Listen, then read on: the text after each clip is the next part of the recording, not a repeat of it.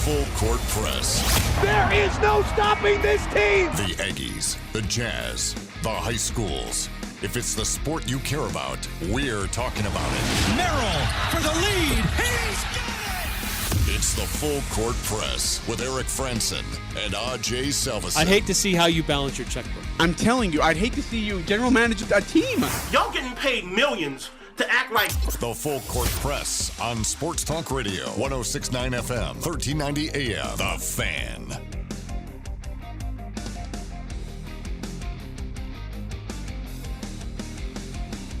Hey, what's up, everybody? Eric Frandsen, Ajay Salvesen here on the Full Court Press. I'm not turning your mic on because you still have food in your mouth. I'm having food in my mouth. Now your mic is on. Prejudice. Got to make sure you finish what you started there. Prejudice. Eric, I got a problem. A problem? Yeah. I forgot what the 4 o'clock hour topics are. I remember my 5 o'clock hour topics, but I totally forgot what our 4 o'clock hour topics were.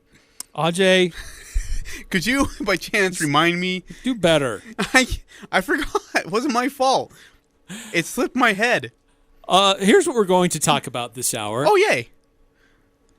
So Ajay will hear it with all of us.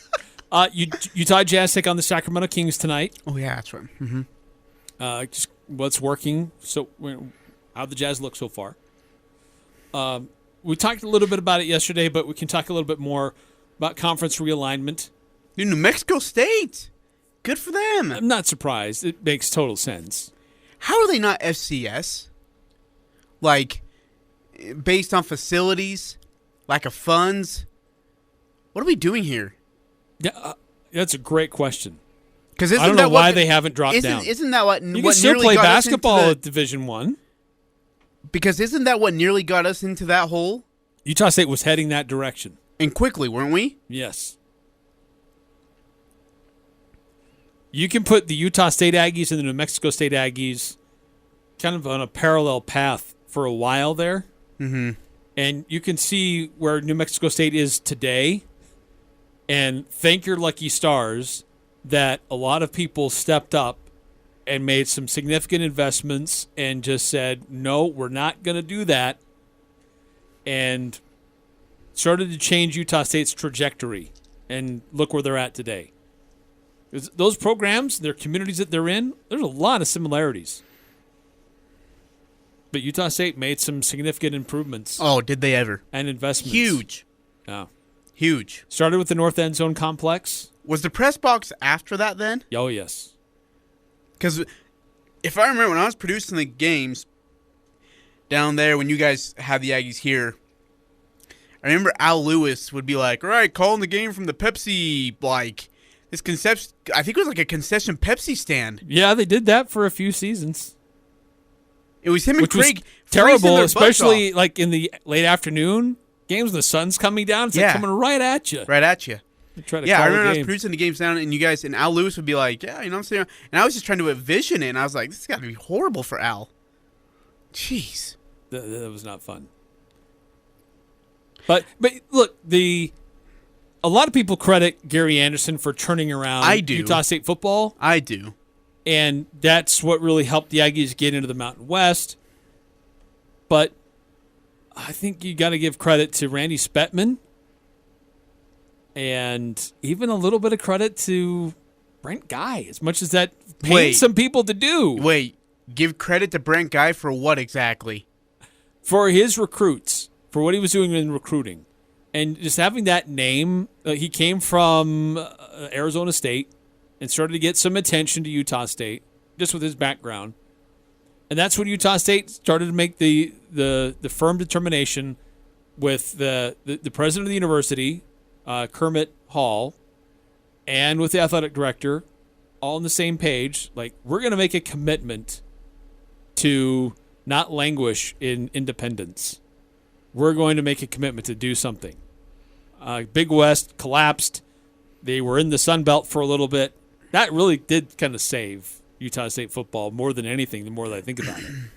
But then the commitment to make that North End Zone complex. Because whenever they would bring recruits to Utah State, they would never show them where the coaches' offices were or where the locker room was.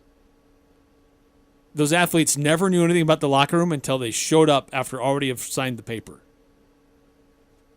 And so once they started to make that commitment to build that North End Zone complex, putting the budget set aside to do that, and just the sweat equity by that athletic department, all the hours that they put in personally to make it happen, they got creative. I remember hearing stories about Randy Spetman going down to Salt Lake City.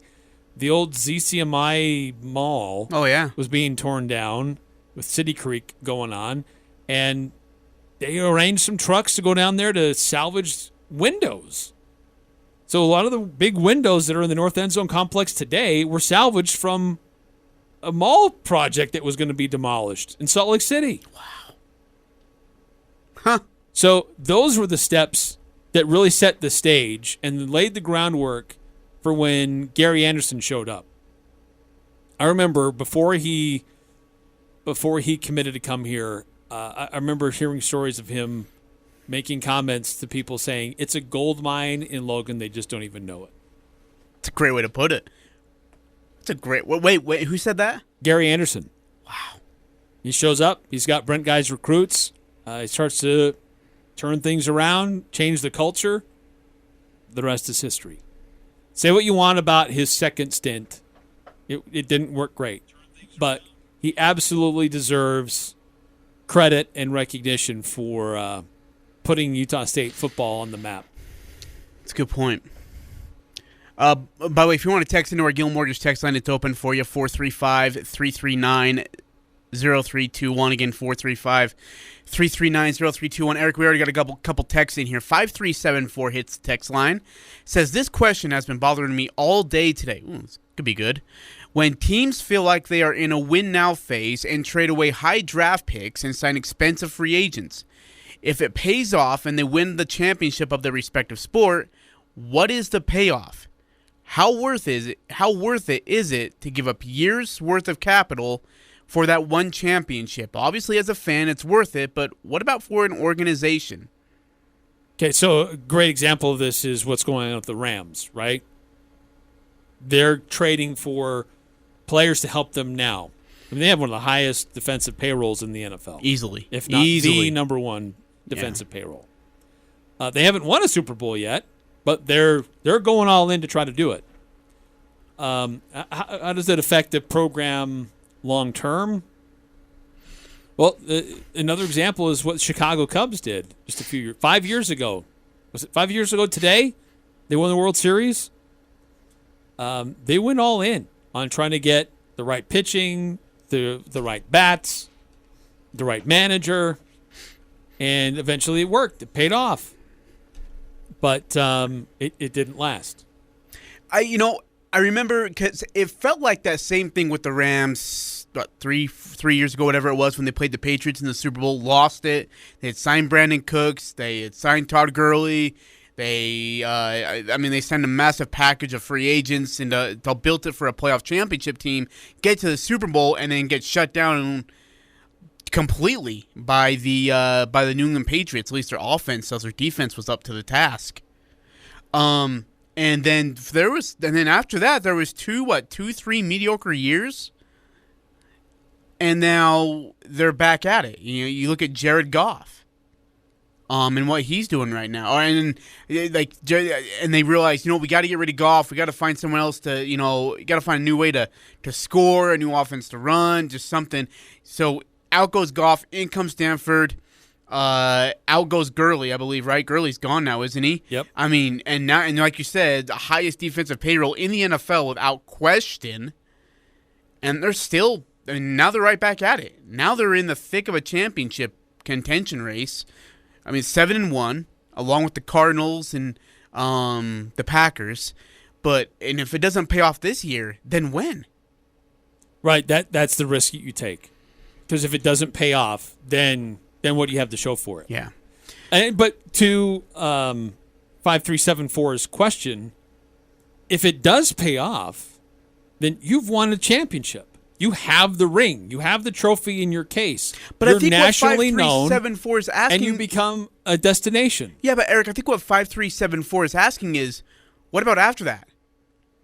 I mean, you Cubs won a World Series and then tailed off in so much that Baez, Rizzo, and Bryant are gone, and we're in a rebuild. Well, 5 You're in years a rebuild later, mode. but for the few years after, they were still very, very competitive and at the top of the National League in the hunt. I mean, as Cubs fans, we always felt like there's still another chance to get one more. But this year, obviously, no. 9315 text in, Eric. When was the last time you've been to a stadium that has a palm tree growing up where the fans watch a game? Maybe that's so for all the fans can use a coconut for happy hour because they don't win much. And how do you recruit to a hot place with an AC in the home locker rooms? I read that article, and the head coach that is nuts, dude. It's unreal. They've got a random palm tree growing inside the stadium. They've got a locker room that's not even a locker room because their swamp cooler doesn't work. So they have a tent outside of the locker room for their players. I mean, it is a COVID hotbed for that area, and for those kids. And I gotta be honest, I'm not really looking forward to going to Las Cruces, New Mexico. I'm not gonna lie to you, man. I don't think. Never mind, I'm not gonna say that. But it's a non-conference game. It's in a really crappy area. It's a high school beat-down stadium. It really is. It is in bad, bad, bad shape. It's a game that you're supposed to win against a really, really bad football team in front of maybe 20 people that include staff, players, and coaches all alike. It's just a bad atmosphere and a bad situation over there, and Utah State has to go play it right in the middle of conference play with 3 big games coming up after that, which includes San Jose State next Saturday night in San Jose State. It's just a bad position, but you know what? Blake's going to get his kids ready, get them focused. It's New Mexico State. Treat them like they're Alabama. Go beat them. Get out of there. Let's go home. Yeah, I don't know how else to... I'm not looking forward to that real trip. It's bad there. It's horrible. But hey, I hadn't seen the news. If they're going to Conference USA... Yeah, they are. Conference USA is desperate. Oh, they're taking anybody. They're looking at who doesn't currently have a deal. You're going after FCS goals. And Liberty. Liberty's not FCS. Oh, no, I'm saying about Liberty's independent, yeah. But, yeah, some places that have been wandering around in the independent wilderness for years suddenly have an inviting invitation. Yeah. Come play for us. Hey, a couple of texts agree with you, Eric, in regards of Brent Guy. And I like these texts. 0945. Turbin and Wagner are Guy recruits. All the handrails in the end zone complex is recycled milk pipeline from Gosner Food Plant. No way. Wow. All the handrails in the end zone complex is recycled milk pipeline from Gosner Foods Plant. That's cool. So I know they went and they got real creative in how to get the supplies and stuff to put inside that building and to build that building. Because the budget wasn't very big. But Randy Spetman was like, we're going to do this. We're going to find a way to do this. That guy deserves so much credit for the success USU enjoys today, for what that guy did literally with his own hands. Pretty impressive. 9936. I agree with Eric. Bobby Wagner and Robert Turbin were recruited by Brent Guy, both future Aggie Hall of Famers and future Pro Football Hall of Famer Wagner. Hey, can I ask you, and I want to ask our listeners too, please answer, especially to 0945 and 9936, if you'll chime in on this. I have a question for you all.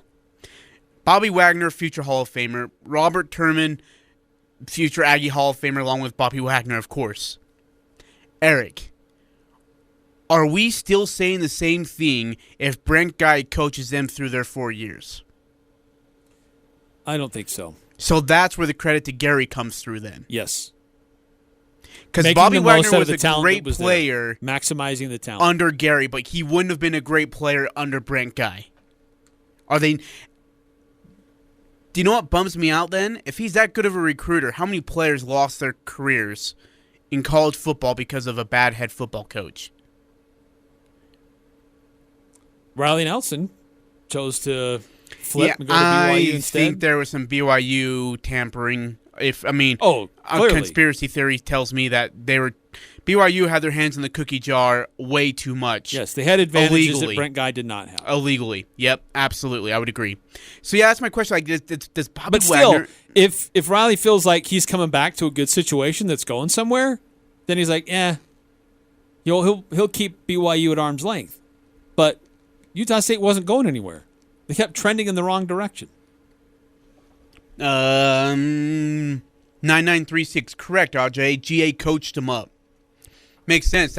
That's where Gary's credit then comes into, is that he knew how to coach football players. Do you think he'd take guys that were recruited for one position, and then he'd look at them and have them do things like, you know what? We really need you, not as a running back. We need you as a corner in a secondary. And then the guy blossoms at that position and even gets a shot at the NFL. I mean, that's just the things that Gary Anderson was able to do in his first stint here. You know, it's interesting. Would you say then that Coach Gary Anderson made Bobby Wagner? Like, was that Coach Gary Anderson then? Was there a little bit of talent in there, or do you think Bobby Wagner had drive, and he was determined, but Gary gave him tools necessary to understand where to focus it and harness it. Do you think Leon Jackson would have been great underneath Gary Anderson, but he was overshadowed by horrible coaching? Leon Jackson was a lot like DeAndre Burrell. Okay. And that's not a compliment, by the way. No, I mean, I just think it's kind of similar. Dual threat quarterback. He was talented. I mean, he could also punt. But, yeah, he wasn't given a lot of tools. Interesting. Because Brent Guy had a very specific way he wanted to run things, regardless of what the talent in front of him dictated. And that was his downfall. I want to run power run game, but I don't have the right offensive line and I don't have the right running back. But, gosh darn it, we're still going to try it. It just didn't work. That's crazy. I didn't know. I honestly didn't know until 9936 and 0945 said that Guy recruits were Turbin and Wagner. I thought that was Gary. No. Oh, man. Yep. The guy could recruit. He just couldn't coach. That's unreal. 9315, I'm real surprised that Ajay didn't start the show with the sports story over the weekend about the pull assassin where he loves the word naughty. Ooh, I like this story. I want to read that. That's a... Wait, I saw a little bit true? about that. Well, I want to know about the pull assassin and who's being naughty. There was an assistant coach or coordinator. Okay. It said Texas. Okay. Like, left his wife because he wanted to go be with an exotic dancer. Okay. Whose name was Pole Assassin. Nice. And this exotic dancer had a monkey who would perform with her. What? And this monkey, like, bit somebody on Halloween. No way. Yeah. Oh, man. You know what we need to have is like a non-sports report or something like that. Like, once a day, we find the craziest stories to report on that are non-sports related. Oh, man, we would have so much fun. Because I would love to report about... I'm going to study the pole assassin. No, I don't think that's a good idea. Why is the Mountain West... And he continues, why is the Mountain West Conference giving New Mexico State so much love? Will that end with them going to a conference? Well, New Mexico State's going to Conference USA, so they're set for now. Mountain West is giving New Mexico State a lot of love. Yeah. I mean, Hawaii played them twice. A Utah lot of State's Mountain going West, in there in the middle of conference play, yeah. A lot of Mountain West schools have played them. Let's see, they have already had San Diego State, New Mexico, Hawaii twice, San Jose, and Nevada. I mean, they're playing a Mountain West schedule. They play USU this weekend. Then they finish at Alabama, at Kentucky, and then versus Massachusetts. Dude, that is brutal. It's just not right. Yeah, I'm not exactly sure why the Mountain West threw them a lifeline like they have, but... But I'm kind of glad we did because I feel bad for him. After reading that article, I just feel bad. Like, the coach is like, I can't go recruit. I'm on the final year of my contract. I'm not giving an extension. What do you want me to say, kids? Hey, you should come to New Mexico State where we have swamp clears that are broken, a palm tree that's growing in the middle of the stadium, and you'll have a new coach next year who I have no idea who it's going to be. So does New Mexico State get, like, a non-conference, like, paycheck? Oh, yeah. When they play all these games in the Mountain West, or the Mountain West said, we'll help you fill your schedule, but Yeah. we're not going to pay you a cut of the gate. I don't know. Alabama's got to be giving them something slick. So does Kentucky. Oh, yeah. Oh, and you know what? They're probably fine by it. They're like, it's a bye week for us. It's a win. We'll go there. We'll play our third, fourth string guys, beat you by 30. We'll give you some money for it. And if you're New Mexico State, you're taking that money in a heartbeat. That's funding your whole athletic department. And they don't have in those a two games. buyout fee because they're not in a conference. Right? Or isn't New Mexico State in the part of the UVU conference? Are you talking basketball? Well, both. Like football, they don't In have a football, conference. they're independent. But basketball, They're in the WAC, aren't they? yeah. I think that's they what- are. yeah, that's right. That's right. So other independent teams, Liberty, you say they're going to go to Conference USA? Yep. So they're 7-2. UMass, New Mexico State, and UConn are the others that. BYU's headed somewhere. Notre Dame's not going anywhere. Army probably going to stay independent. So, But I can't imagine Conference USA isn't trying to make a play to get Army to join them either.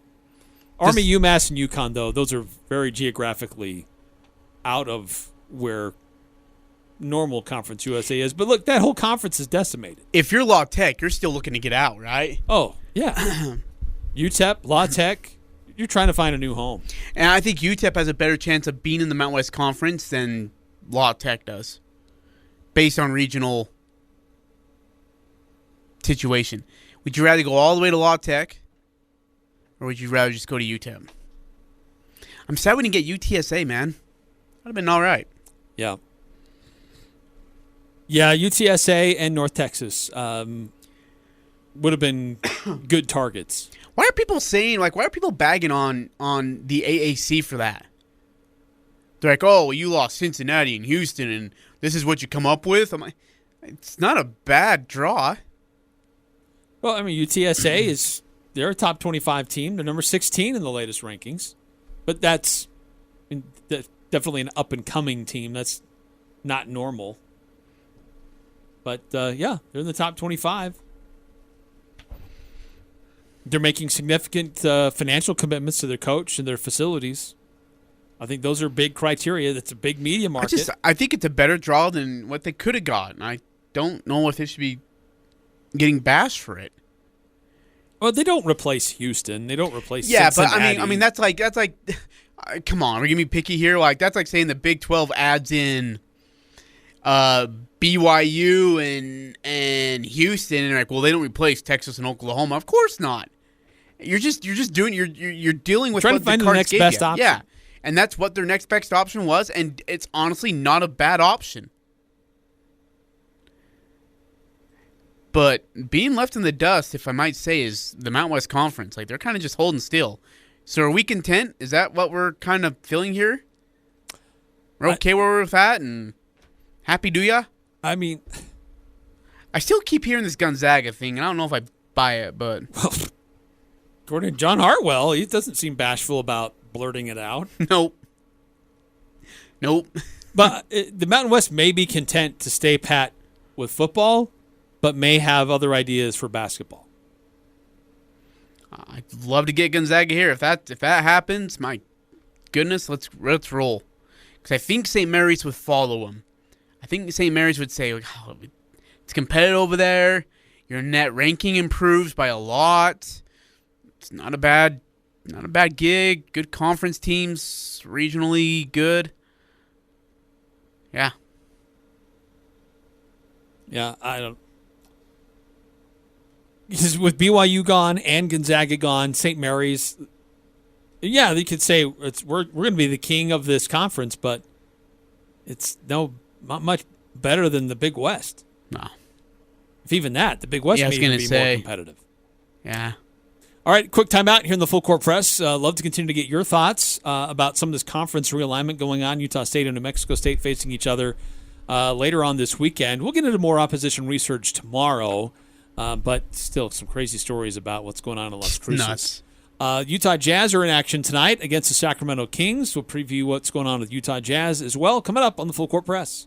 In this competitive job market, TTM Technologies is proud to be leading the way by increasing their starting wages to $17 to $20.90 per hour depending on position and shift, plus a $2,000 retention bonus after 180 days of employment. That's right, a $2,000 bonus. TTM Technologies is searching for career-minded candidates to fill multiple positions for day, swing, overnight, and weekend shifts. Open positions include controller, wastewater treatment engineer, director of maintenance, production associates, machine operators, maintenance technicians, and cam operators. Go to careers.ttmtech.com to learn more about our open positions. Employees of TTM Technologies enjoy incredible health benefits and cash incentives. In just your first year of employment, you're eligible for 3 weeks paid time off. After 6 months of employment, you are eligible for tuition reimbursement for full and part-time employees. You are also eligible immediately for health insurance, 401k, paid life and short-term disability insurance, plus quarterly and annual bonuses, and much more. Go to careers.ttmtech.com to apply. TTM Technologies is an equal opportunity employer.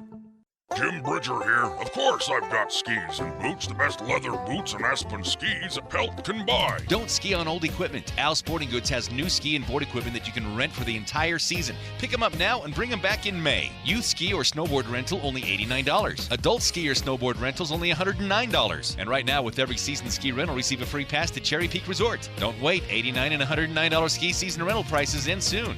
New ski equipment at Al's. Yeah, I heard you. I'm old, not stupid. I'm on my way. I'm here with Jay Broadbent from Alpine Home Medical. Jay, I hear your ads for CPAP resupply all the time. What do I need to do to just get that taken care of? It's easy. We can set up your CPAP resupply within a few minutes. We'll work out all the insurance for you, and then we'll start mailing the supplies straight to your door. You can even chat with a CPAP specialist online. Just visit us at alpinehomemedical.com. We'll have you sleeping better in no time. Alpine Home Medical, we bring wellness home. This is Nate Lamson with Valley Office Systems. Did you know that Valley Office Systems is a local company with Utah ownership, and we are debt-free with 47 years of industry experience? Valley remains your safe and smart choice for document solutions and all things office. Visit valleyofficesystems.com. The Full Court Press. Connect with us on Facebook, Twitter, and online at 1069thefan.com.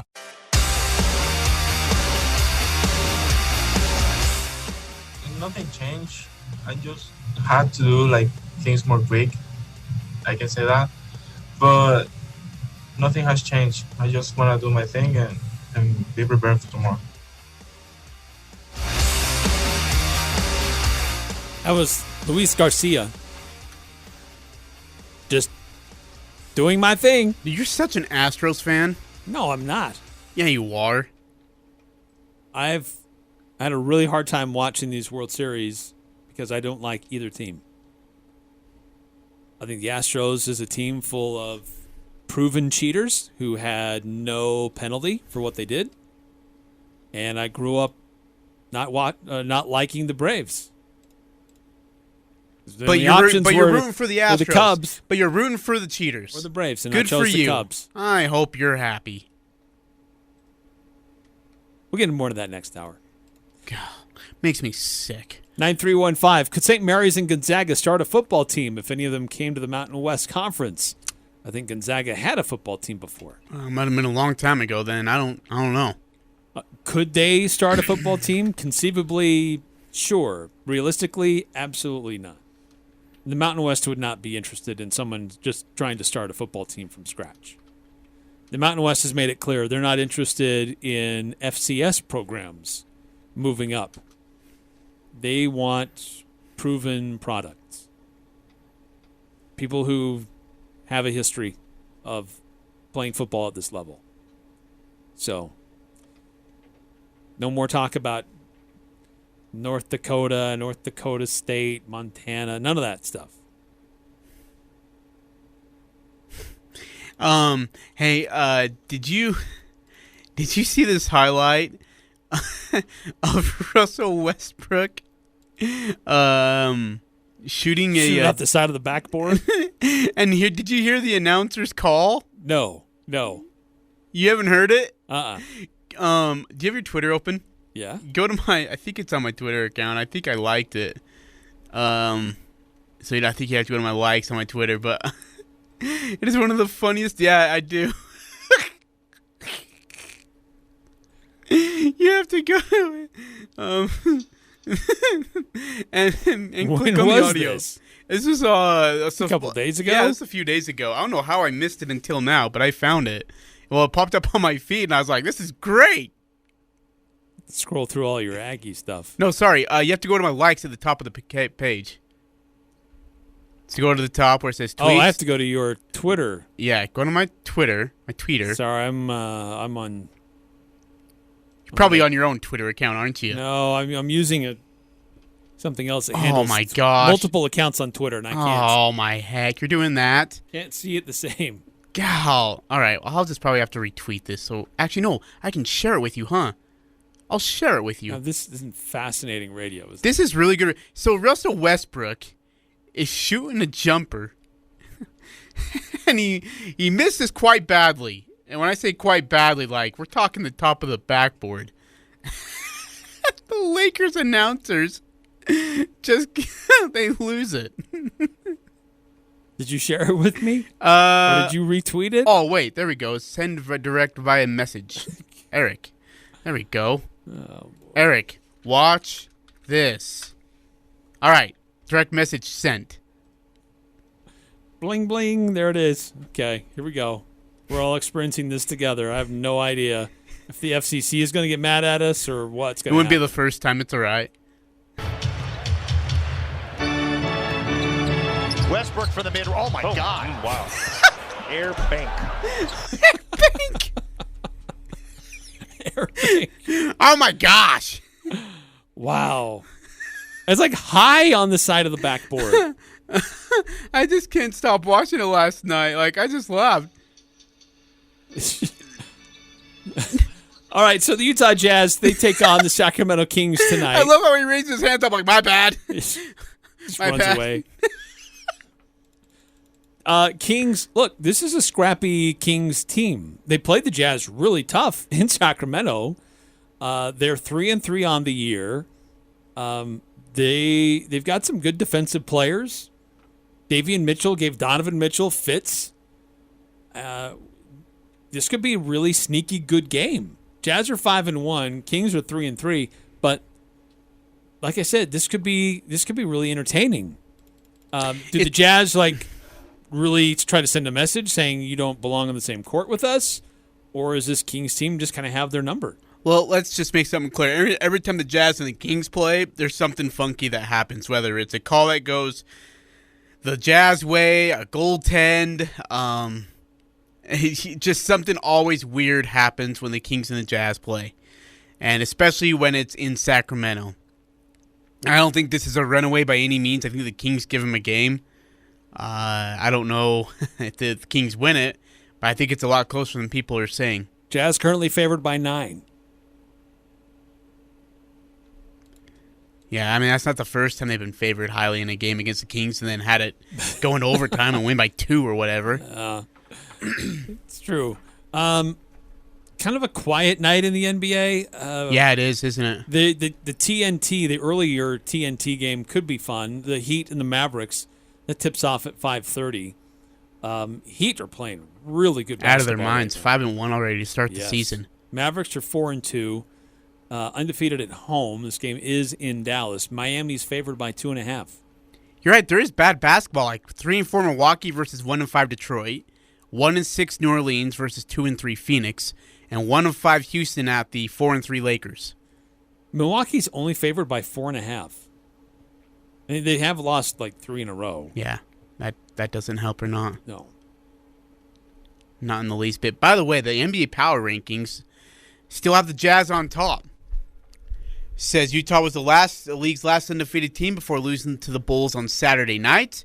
When point guard Mike Conley Jr. rested as a precaution on the front end of a back-to-back. Jazz 5-1 record is the franchise's best start since 08-09. Rudy Gobert became the first player in NBA history to record at least 16 and 14 in each of the first 5 games of the season. So, they like him so far. Miami Heat's number 2. They jumped up 4 spots. Brooklyn Nets are 4-3, and they're at number 3 on this thing. Who's that dude? That's Cole.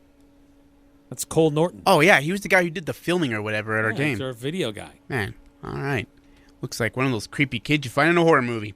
Let's see, Golden State's at 5-1. He's a good kid. I didn't say he was a bad kid. He's not creepy. Well, just the face. It looks like one of those. Because he's wholesome? No, because he looks like one of those Chucky dolls. No, he doesn't look like a Chucky doll. The New York Knicks were 7 on the list and they're 5-1. The Brooklyn Nets are 4-3 and they're 3 on this list. Explain this to me. Yeah, I know. It's star power. Yeah. Look, the Philadelphia 76ers, we know there's been a lot of drama leading up to the season. It hasn't really gotten much better as the season has gone on. Ben Simmons, look, he met with the team, explained he's got some mental health that he's trying to figure out and be mentally ready to return to basketball. And so they're like, okay, all right, we get that. We want to be sensitive to that. Let's help you get mentally ready in the right headspace because you need to be to compete at a very high level. And so the Philadelphia 76ers aren't fining him for missing practices or missing games, but they're like, okay, we've got resources for you. We've got people who can help you. But he's refusing to accept any assistance from the Philadelphia 76ers to address his mental readiness. Is he playing games with them? Tell me, is he playing games with these guys?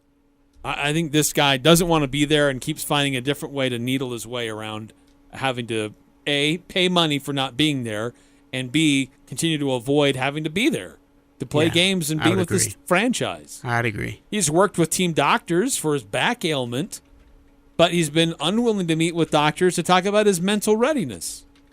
So, look, mental health is important, and to understand it and address it is critical.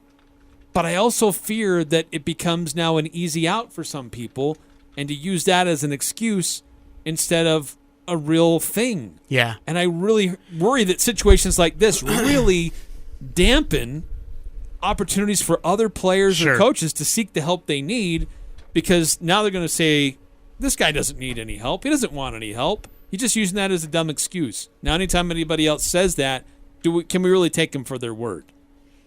I really worry about that. Yeah,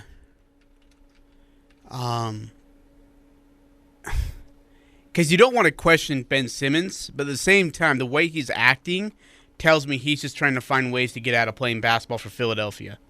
Like, all the signs tells me he's just trying to get out of playing in Philadelphia. You need accountability. Exactly.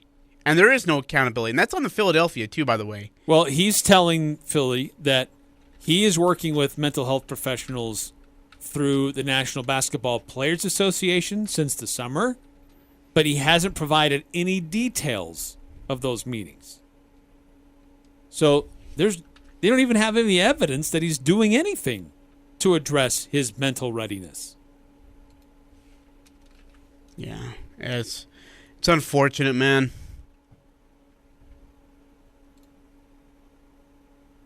It's crazy. Man, if I'm the ownership of Philadelphia, I'm just sick. Because how do you trade this guy and get the value that you believe you deserve in return? No one's going to give you that now. 1534 Simmons is the biggest fraud in NBA history. Who's a bigger fraud in the up there? Who's a bigger fraud in the business? Zion Williamson or Ben Simmons? Ooh. Because Zion is definitely trending very quickly in that direction. Like non-runaway train stop. This guy it just can't stay healthy. And now he's not playing games and he's taking his sweet time coming back. This is an issue, man. I would probably lean more towards Simmons because I think it's more intentional. Williamson, things are in his control. I think he could do a lot better about slimming down, having a better diet plan. But yeah, he is too often injured and has not really come close to fitting all the hype that's been surrounding him. Not even close. Not even remotely close. Like, he's so far off the pace of where he should be right now because he can't stay healthy. Way overhyped for what we actually get out of him. So, look, for tonight for the Utah Jazz, they've got a home game tonight, then they're back on the road. They've got a busy November. I like how the Jazz are utilizing Butler. Even if it's only for a couple of minutes a game, they're putting him in there with main guys. He doesn't just see minutes in garbage time. I hope this is a new trend with Quinn Snyder. Give guys that are deep on your bench leash. Quality minutes with main rotation guys so they can really learn how good basketball is played. Because we saw times the Jazz had a lot of blowouts last year, and we saw that those third unit guys come in, and it was sloppy basketball. You didn't really know what you had. Because the other teams, they had their sloppy guys out there too. So you get film on them. You're telling them to run plays, but does it really tell you anything? So I like how he's including Butler a lot more. Does it put earlier pressure in the rotation on those guys, though, for those young guys to go out and perform well where they try to do too much?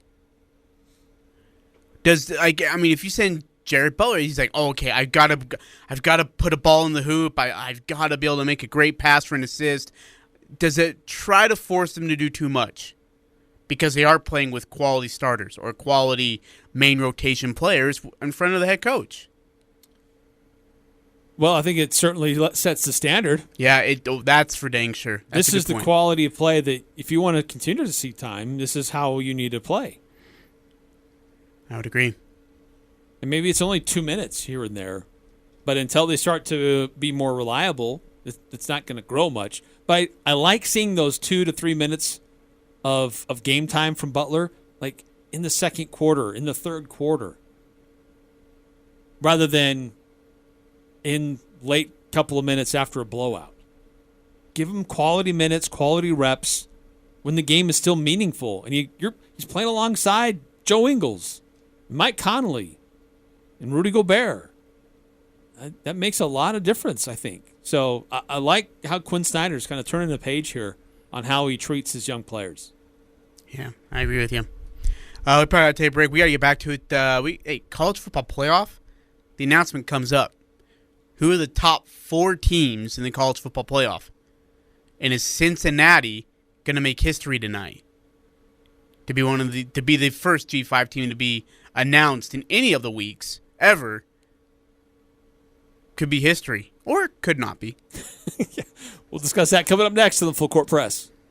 Used tires only $25. Express Auto and Tire is selling every size, every name brand, and every snow tire for only $25. Looking for something a bit newer? Express Auto and Tire can save you hundreds on new name brand tires. Expect the same name brands, only hundreds less. $25 used tires or new tires, saving you hundreds. Stop at Express Auto and Tire for every option on every tire. Visit Express Auto at 3200 North Main, Hyde Park. It's that first kiss, that moment in time. This is Jarek from Jarek's Fine Jewelry. Everyone knows us as an engagement ring store, but not everyone knows about everything else we do. Custom design, our in-house laser jewelry repair. We offer fashion jewelry, charm bracelets, necklaces, earrings, birthstone jewelry, watches. We love people to just look and make a wish list. Stop in and say hi. Jarek's Fine Jewelry. Make it special. Make it Jarek's.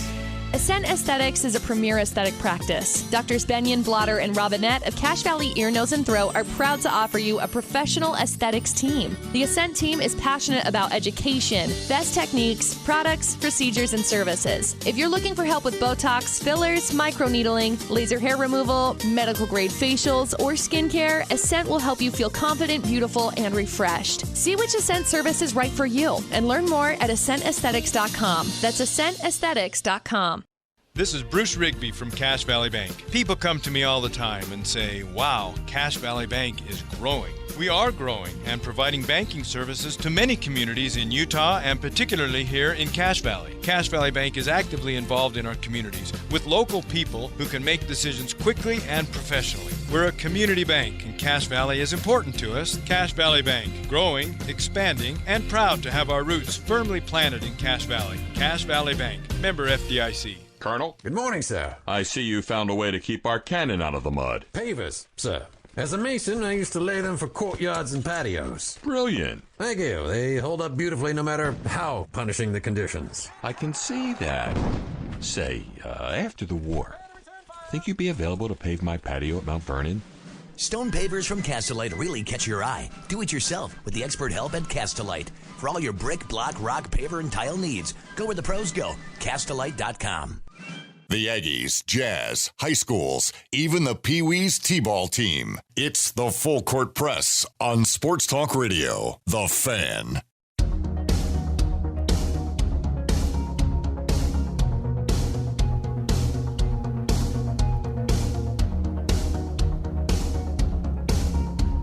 Eric Frandsen, Ajay Salvesen here on the Full Court Press. College football playoff. Really quick, we got just a few texts that came through. We got to get to these. Oh, yeah. 2947 text into the show. You're both 100% right with Ben Simmons. He's just making excuses up. His sense of entitlement and blatant disregard for others is astonishing. If I'm a 76ers fan, his jersey is in the trash, and any NBA team that does trade for him is likely making a huge mistake. So glad Utah's asked someone with a humble attitude in Donovan Mitchell. Yeah, we struck gold with that one, didn't we? Holy smokes. The true rookie of the year. 6789, Jazz can't afford the lack of depth from last year. The season is 82 games. The Jazz have nothing but time to develop Butler. Quinn has been so stingy about this. I would agree.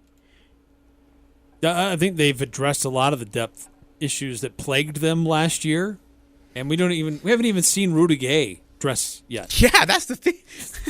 That's the crazy part. Hey, do we know when he's coming back yet? I don't. They haven't said a whole lot on him, have they? And I think they're just letting him take his time. Yeah, especially with the start that they've had. Yeah. Just make sure you're really good to go. 9315, can Ajay tell us about how the call went with USU women's basketball? Excited to hear what his call signals in the mic was. So my color analyst, AJ Knight, was great. I was not great. I was okay, not good. I first of all showed up to the pregame interview late because I went to the wrong door. So I missed Kayla by like 7 minutes, and she just sat there waiting for me. Poor gal. I feel bad for Coach Ard. AJ Knight was wonderful. He was talented. He was great. I got to get some of the names down. And that was what was rough for me. Like, I was studying all these players, and then some of them were out. And so I was like, oh, so now I need to study these players and learn their. And I just, yeah. So on a scale of 1 to 10, probably 2.5 on my part. If you include AJ in that scale, it goes up to about a 6, maybe a 7. But we got a lot more basketball to go through, so hopefully I'll be better. We'll see. Doubleheader for both the men and the women next Tuesday? Next Tuesday, 5 and 7:30. Yeah, should be fun. Looking forward to. So the men play UC Davis. Who do the women open up with? Westminster. Okay. Is it Westminster or Westminster? I always know it as Westminster. Okay, let's go with that. Westminster is playing the USU women's team at 5 o'clock. They're both inside the Spectrum, so yeah, should be fun. So does a ticket get you into both? I think they're doing some kind of a deal like that. Yeah, so while you're driving over to, the women's game or whatever, or while you're watching the women's game or, cheering loudly, don't forget to turn on your app or whatever after the game and listen to pregame with Al and, is it Russell? You and Russell, or is it Al and... For basketball, yeah. Pregame, it's Al Lewis and Jalen Moore. Oh, that's right. Jalen Moore has such great insight. It's yeah. awesome having him on there. And then after the game, Jalen provides some of his insight as to what happened, and then John Russell's on there with Al, taking your phone calls and discussing the game. Yeah, John doesn't measure up to what Jalen is. Obviously, that's a pretty big drop off. Literally. Okay, calm down. Even if he tried to match his hair. Oh, what is your problem, dude? Now you're just throwing pot shots at the guy. He's not even here. All right, we got to take another break. Coming back, we will talk college football playoff rankings. Where do our top 4 sit? The holidays bring family, friends, and parties and more. How important is it to you to know that your house is sparkling clean this holiday season? Trust ChemDry of Northern Utah's hot carbonating extraction process to ensure your home is the cleanest, healthiest environment for your family gatherings this season. From carpets to hardwood floors to furniture and even granite countertops for baking. This is Daryl with Northern Utah ChemDry. Call us for some amazing holiday deals and happy Thanksgiving. ChemDry of Northern Utah. ChemDry of Northern Utah.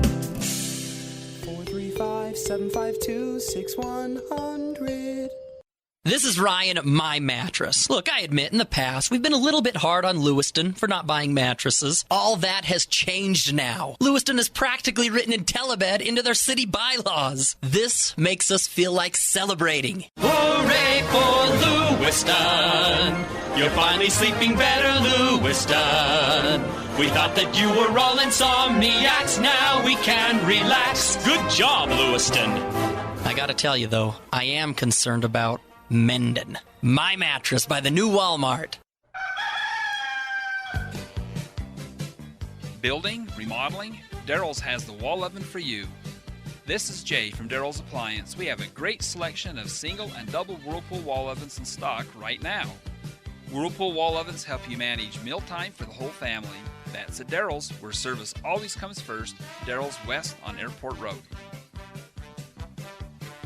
See Daryl's Appliance in beautiful downtown Benson. The new home for the Full Court Press. Weekday afternoons from 4 to 6 on Sports Talk Radio, 106.9 FM, 1390 AM. The Fan.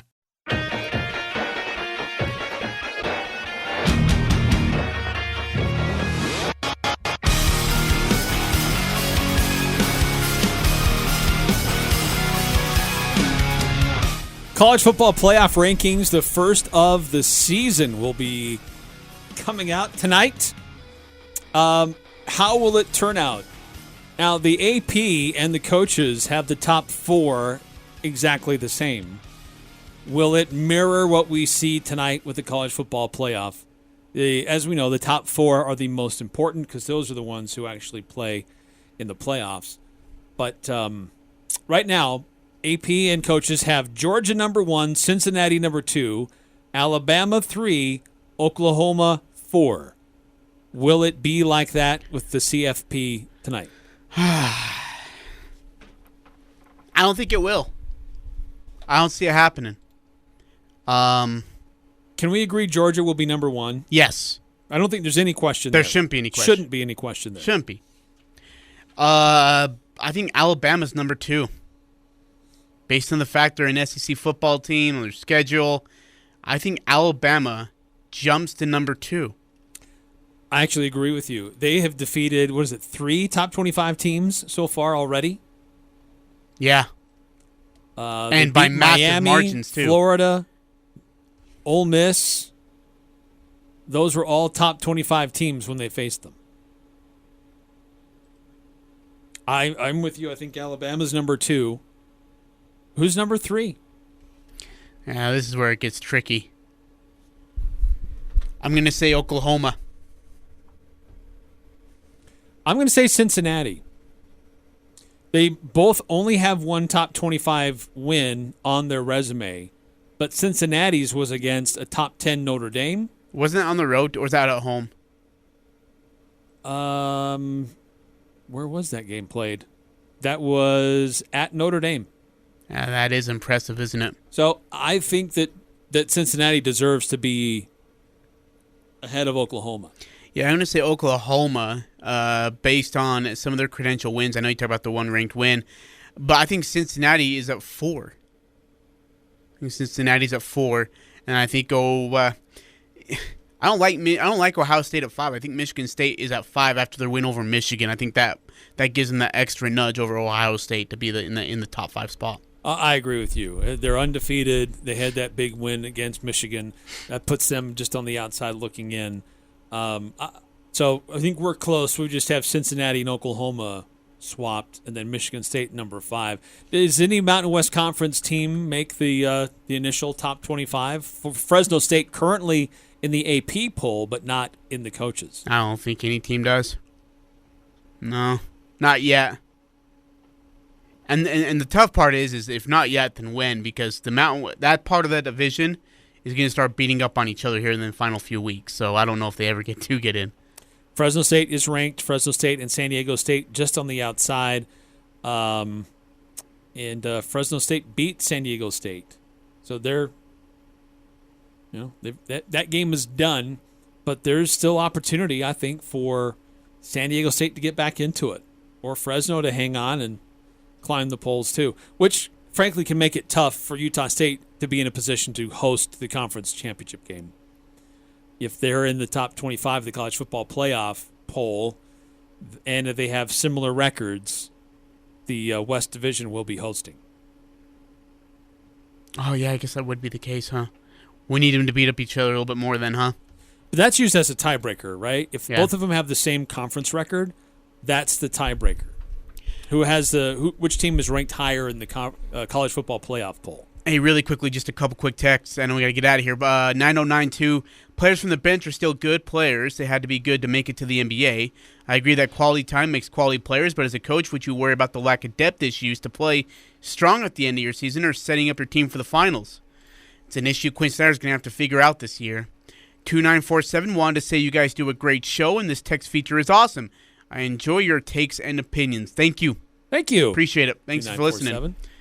Hey, just want to remind you as we're heading out, Dan Patrick Above the Noise is coming up next, and it's sponsored by Napa Auto Parts. You can always find the best prices on the best parts at your locally owned Preston to Providence Napa Auto Parts stores. Get stuff like LED garage tri-light bulbs for $19.99. Stock up on Blue Heat Ice Melt, 50-pound bag for only $8. Find these deals and a whole lot more at Napa Auto Parts. I'm Dan Patrick, and this is Above the Noise.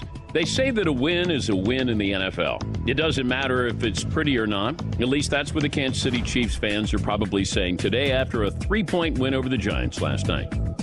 Because it was ugly. It's been that way for a while. Kansas City had 12 penalties, turned the ball over twice.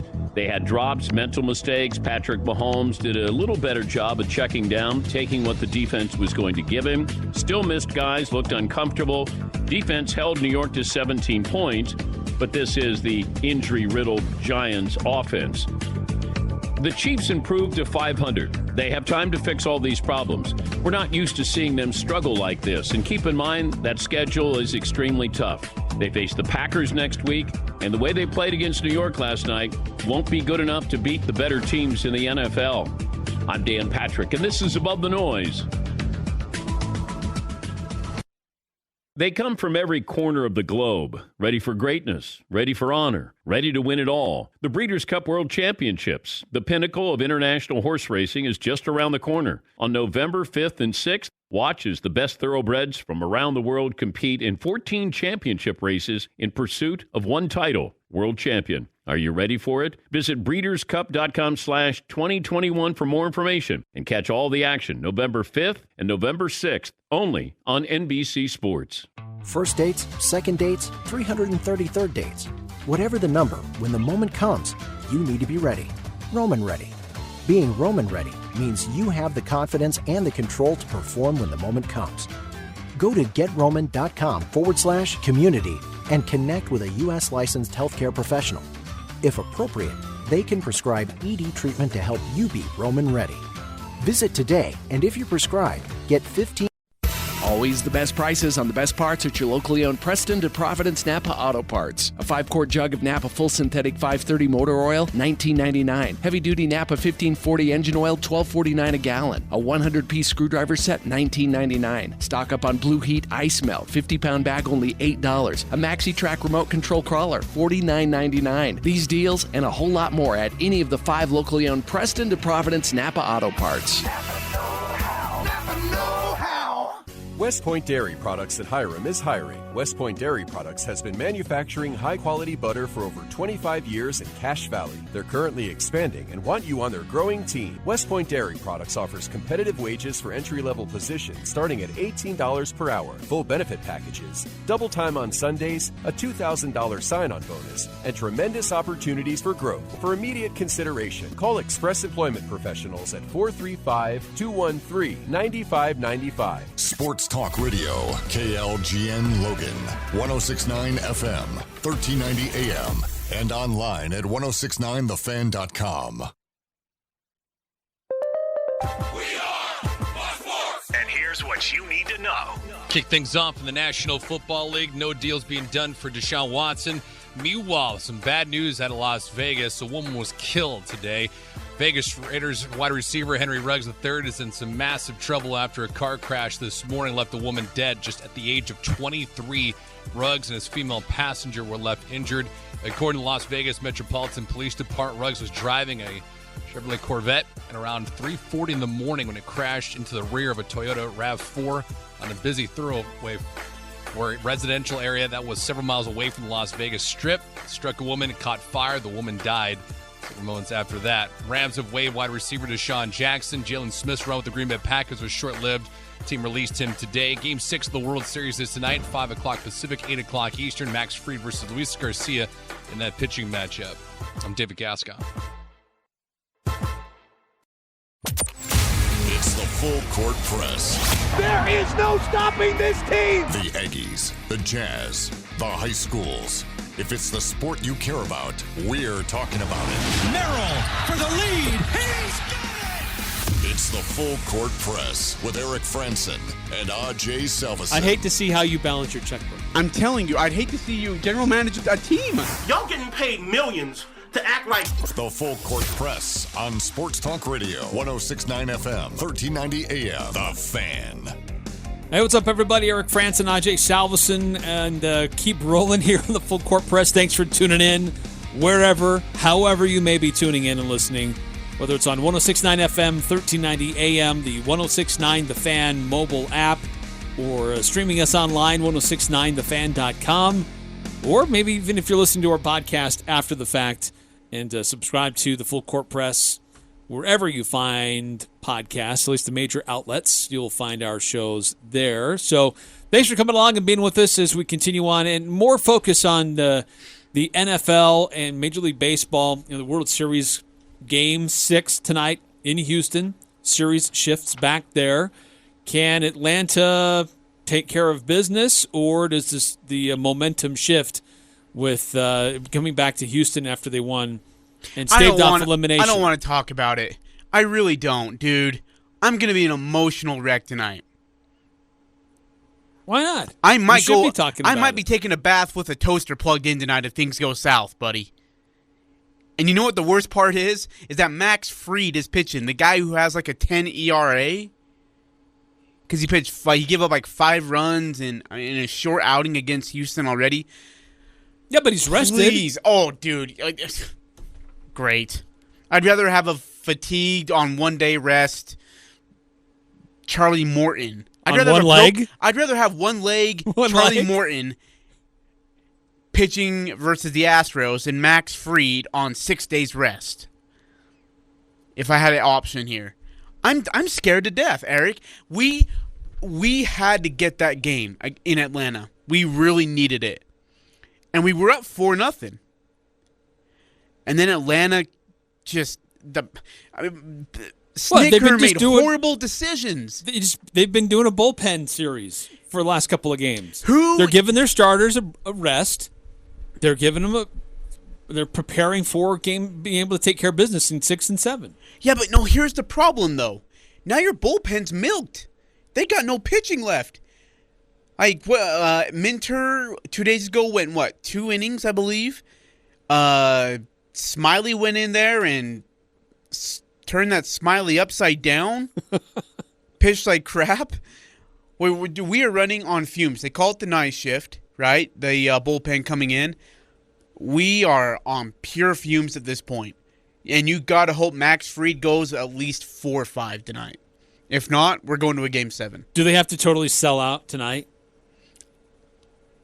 to try to get it? Because if it goes to 7, based on what you've said with the bullpen and some of the other issues, and it's a good point. An elimination game. It's in Houston, and that's the biggest worry for me is that it's an elimination game in Houston. And if you lose game, and it's almost like what with the Jazz 2 years ago in the bubble when they were up 3-1, lost Game 6, and I think everybody and their dog knew Denver was winning Game 7. Like, to come back from 3-1, they had they were cooking. Yeah. Like, Jamal Murray was on a different level. Jokic had confidence. Mike Malone was out coaching Snyder and feel like he had figured him out. And actually, probably the same thing with the Clippers. I mean, weren't we up 2-0 in that series last year, Eric?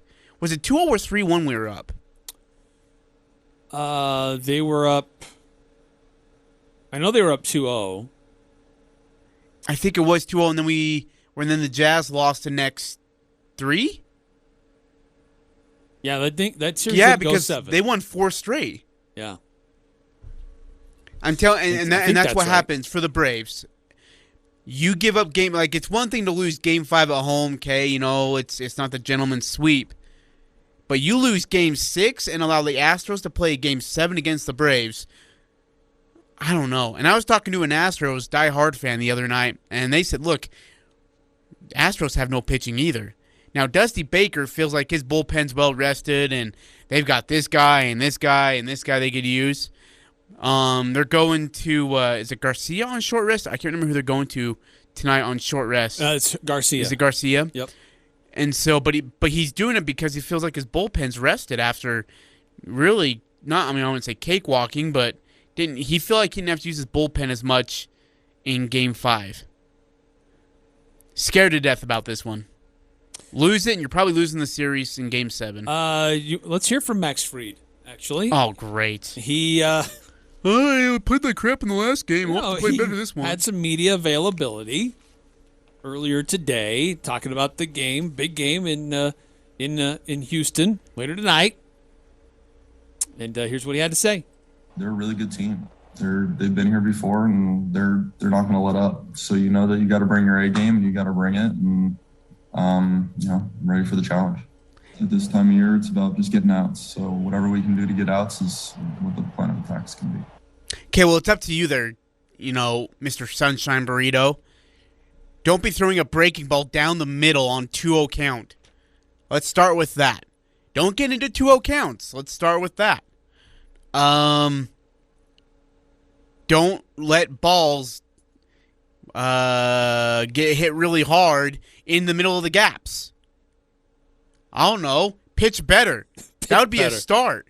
I'm telling you, man. Why don't we play? I wish we were pitching Ian Anderson tonight. I really wish they would have thrown Ian tonight and not save him for Game 7. Because we don't. Maybe they use him tonight. Yeah, maybe so. Maybe we do use him for a game by coming out of the bullpen, maybe. But they got to have the lead. Yeah, but Brian Snitker, he said earlier today he has full confidence in Fried. Oh, boy, I hope he did. And says that he's matured. He's ready for the moment.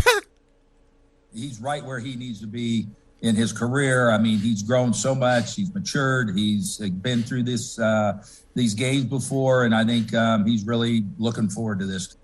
No, I think it's great. I mean, I always feel good when Max pitches, and we're in a good spot right now with Ian on tab, and got a lot of confidence in Max, and looking forward to watching him go. He's ready. They like where they're at. Here's the thing, and Brian Snitker knows his butt's on the line too, because he cost him Game 5. Bad decision making on his part. He left in the starter too long. Went to Smiley when he didn't need to. Just in some lineup decisions, I don't know. It's on him. Game 5 loss is on him. So Snitker knows his butt's on the line in Game 6. Yeah, but he said another clip here. He was happy that they split the bullpen games. They're happy with that. They're okay with that. Yeah, I'm glad we split it. I mean, that was knew that was going to be a rough spot, having to do that. But it is what it is. I mean, we hated losing Charlie, obviously, but we survived the 2 bullpen games. Now, after yesterday, the day off today, I mean, we're in good shape now going forward. Are they in good shape? I feel like I think he's sugarcoating it. Max has got to go 5 tonight. If he goes under 5, bullpen's going to be done for by the 7th inning. Well, what kind of lead would the Braves need, and at what point of the game do you just throw everything but the kitchen sink, or maybe even the kitchen sink at Houston to try to lock it down and secure the win? Great question. I'd say you got to have at least a 1-run lead, and you got to be in the 7th or later. And when you say throw the kitchen sink, I'm meaning Ian Anderson. 7th or 8th inning, and if you have a 1 or 2 run lead, you pull him in, because then you get Will Smith for an inning. If you can not use Will Smith until the 9th with a lead, you're good. You're almost golden. If you can get Ian to come in and throw 7th and 8th, that takes out a pitcher out of the bullpen that you don't need to use. But if you lose this game and you use Ian for at least 2 innings, you are absolutely screwed going into Game 7. They're toast. We're done. They're toast. We got nobody. Okay, so we've presented the Braves side. Now let's get the Astros side as we get ready for Game 6 tonight. And again, that starts a little bit after 6 on Fox later on this evening. Luis Garcia, he's on the mound for the Astros, and he's feeling pretty confident. I've been feeling since the postseason started. Like when it started, I was kind of nervous, but now I have confidence on myself and what I can do, and I feel better. Just gonna try to make outs and I don't know, like do my best. I'm pretty sure he said make outs, not just make out. Yeah, like when I was listening to that, I was like, sir, this is a Wendy's. I want to make out. No, make outs. But, Dusty Baker also weighing in. The thing about the Astros is they come at you in waves, and they keep coming at you, and they swap out different guys, and they still have confidence to still attack and play well, and he gives a lot of praise to his bench. These guys make the difference because, like you'll wear your stars out, and they can't do it all the time, and you have to have other guys on your team that you call upon, especially in a specialty situation. You got your nickel back in football. It's the same way in baseball. Your extra guys are the guys that put you over the top. And also just about being back home in Houston, shifting the series back in favor of the Astros. We just want to get back to the H-Town. We want to go back home. And then now our whole thing is win game 1, which is Game 6, and then put us in a position to win Game 7. So, I mean, that's the right attitude, right? When you're facing elimination, it's a 1-game series. And, yeah, it is. It's a 1-game series the rest of the way, really for both teams, because if the Braves lose this game, they're losing Game 7. I'm pulling out it right now. Like if they lose Game 6, it's over. If the Astros, of course, lose this Game 6, the season's over. The other thing about it, Eric, is, and it makes me wonder, and I'm looking a little bit ahead here, but have you seen the list of free agents for this offseason and who it is? No. I've not looked that far for the ahead. Houston Astros, this could be it. This could be the last of this dynasty or this great core. Correa is a free agent, and that guy is going to get a lot of money in regards of offers. Yankees, Boston, I'm sure Houston will throw something at him. I'm sure San Diego will try and throw. Dodgers will. There's a lot of money that's coming at Carlos Correa for Houston in the offseason. Another offseason free agent is Freddie Freeman. He's been there for 11 years. He's been the face of the franchise for the last 7. Finally seen some playoff success. Now in the World Series. If they blow this lead, is that enough for Freeman to be like, you know what? I got to go win somewhere else. I can't get it done here. So and by the way, Pujols is leaving. Yeah, but they were in the NLCS last year. It's not like this is a terrible franchise. No, but it was. I mean, it was. I mean, he was drafted in 11, I believe, and he saw the really ugly years of the Braves baseball organization. Now he's seen some success, but is it enough to keep him around, or does someone like honestly the Dodgers could go out and say, "Hey, look, we're throwing out Albert Pujols. I want you to come in and play first base as a lefty." I mean, yeah. I could see the Dodgers throwing offers at him. I could see the Cardinals throwing an offer at him. I could see the Cubs throwing an offer at him. I don't know if he sticks around after 10 years. I don't know if the Cubs are willing to pay for there's going to be a lot of money. Top-level free agents. Max Scherzer's a free agent. Trevor Story's a free agent. Javi Baez is a free agent.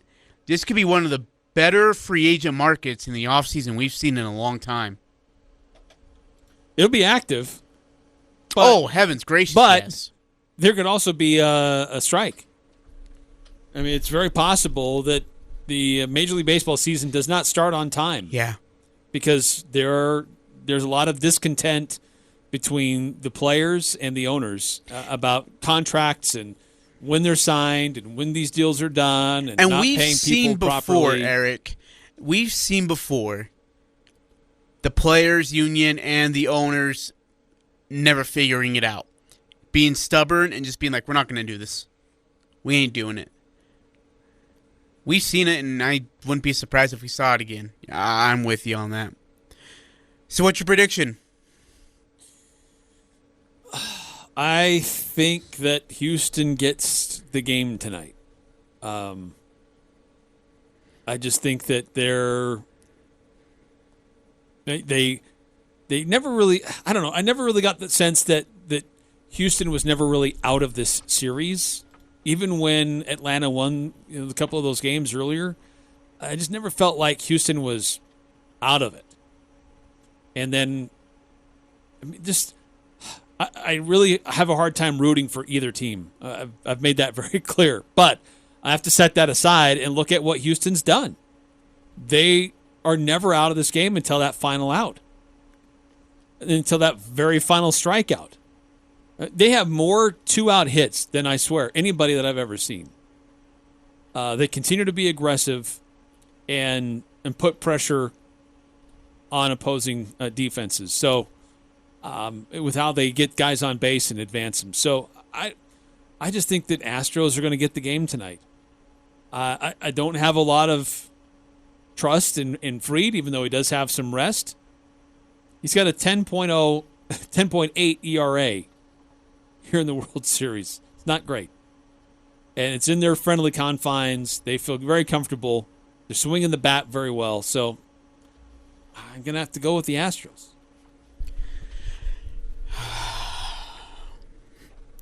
Yeah, I've got the Astros too.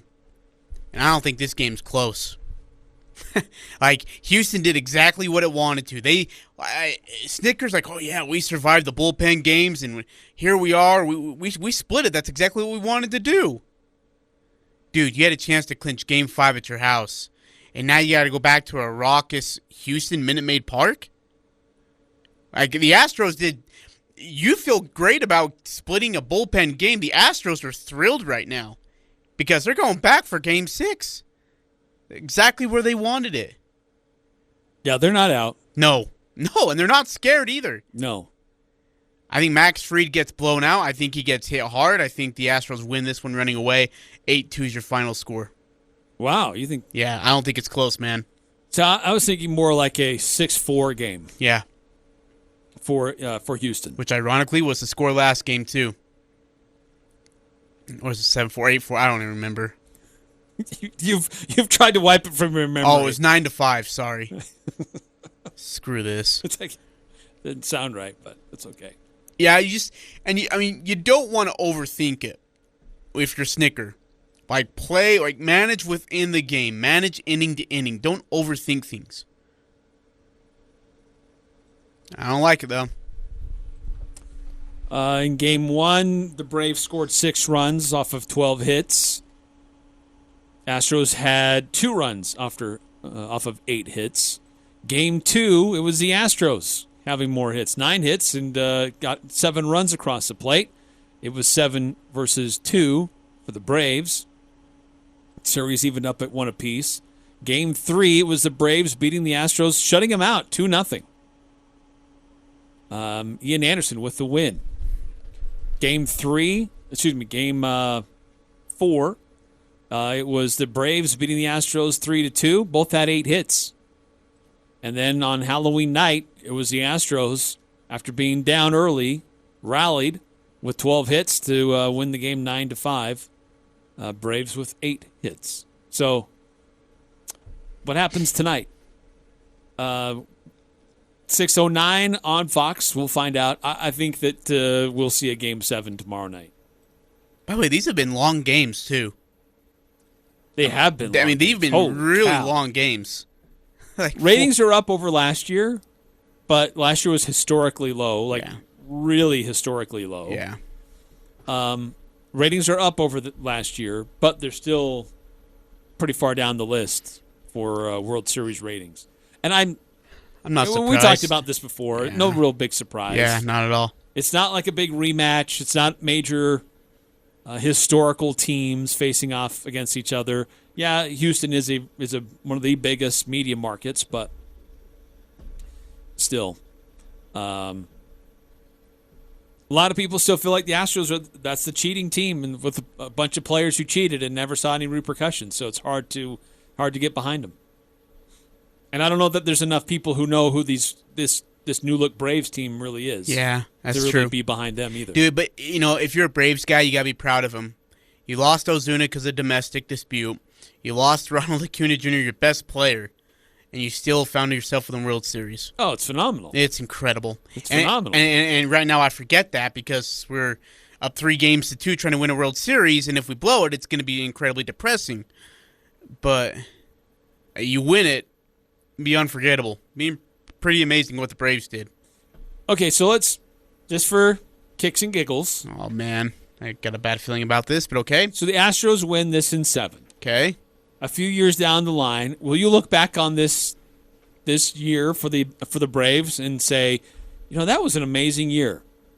They were at 500. They're playing 500 baseball in August, or whenever it was. They were this summer, and overcame that, made it to the playoffs, played all the way to the World Series, and they were up 3-1.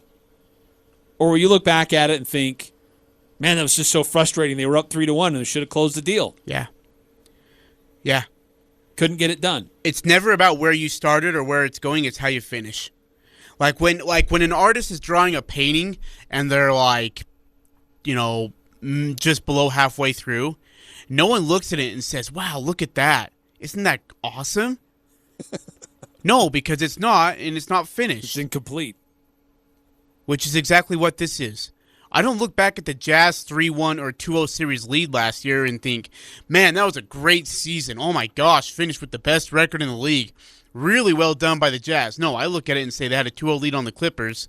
Without Kawhi Leonard, they still lost Game 5, lost Game 6, 4 straight games, and the Clippers won. When I look at the New England Patriots in 2007, I don't look at the 17 straight wins. I look at the one loss in the Super Bowl. Still eats at me. I look at the Braves 3-1 series lead again in the NLCS last year. Holy hell, I've had a depressing fan base. Yeah. Which seems really kind of petty to me. No, it's not petty. You want to be a championship team. Well, for the you've been following teams that have won championships, but you're focusing on the times that they didn't win. That's because those are the ones that stand out. Like, going 18-1 is not cool, Eric. Because you lost the one game that you needed to win. So you just gloss over all those other, 6, 7 other championships? No, I mean, you enjoy those, but like when people are like, hey, how great was 2007? It wasn't. We lost. That could be in this storybook as well. Does Atlanta, you talked about Freeman, he's a free agent coming up, but does this team have the tools to be back and do it again? If they keep Freeman. If they can keep Freeman. If they keep Freeman, they're coming back. Yeah, absolutely. They're loaded again next year. This just got to pay the guys. Keep your best players, and hopefully they'll be healthy and ready to go. Okay. All right. Well, we'll see tomorrow what happened. We'll break it down. Give our recaps, reactions. Coming up next hour, we'll get into our recaps and reactions to what happened in Week 8 in the NFL. Monday Night Football last night kind of wrapped up the weekend, and so it started on Thursday with a great game on Thursday, and went through the weekend and just finally finished up last night. So we'll recap kind of the standings, where things are. The NFL trade deadline has come and gone. What are any big moves in the NFL? We'll see who were the winners and losers for that. And just kind of the current standings, how surprised we are with some of the teams where they're at, both good or bad. Plus, we'll get our stat that blew our minds and our player of the week. It's coming up next here on the Full Court Press, 106.9 FM, 1390 AM, The Fan. In this competitive job market, TTM Technologies is proud to be leading the way by increasing their starting wages to $17 to $20.90 per hour, depending on position and shift. Plus, a $2,000 retention bonus after 180 days of employment. That's right, a $2,000 bonus. TTM Technologies is searching for career-minded candidates to fill multiple positions for day, swing, overnight, and weekend shifts. Open positions include controller, wastewater treatment engineer, director of maintenance, production associates, machine operators, maintenance technicians, and operators. Go to careers.ttmtech.com to learn more about our open positions. Employees of TTM Technologies enjoy incredible health benefits and cash incentives. In just your first year of employment, you're eligible for 3 weeks paid time off. After 6 months of employment, you are eligible for tuition reimbursement for full and part-time employees. You are also eligible immediately for health insurance, 401k, paid life and short-term disability insurance, plus quarterly and annual bonuses, and much more. Go to careers.ttmtech.com to apply. TTM Technologies is an equal opportunity employer.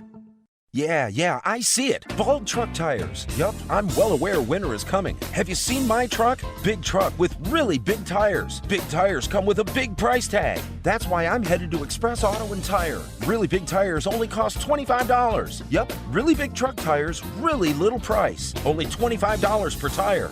Express Auto and Tire is selling every used tire in stock for only $25. Yes, snow tires. Yes, truck tires. Yes, every tire only $25. Visit Express Auto and Tire at 3200 North Main, Hyde Park. This is Dave Simmons for Les Olson Company. It's first and goal on the 10-yard line. Your team is poised to make the play of a lifetime. Your quarterback hands off to the running back who rushes right into a wall. Now the away team says they'll take the wall out of your way, but only after you hand them a suitcase full of cash. That's exactly how ransomware works. In 2020, half of all organizations were victims of a ransomware attack. Don't take risks. Take action with the Les Olson Security Suite. Get your free network assessment at lesolson.com.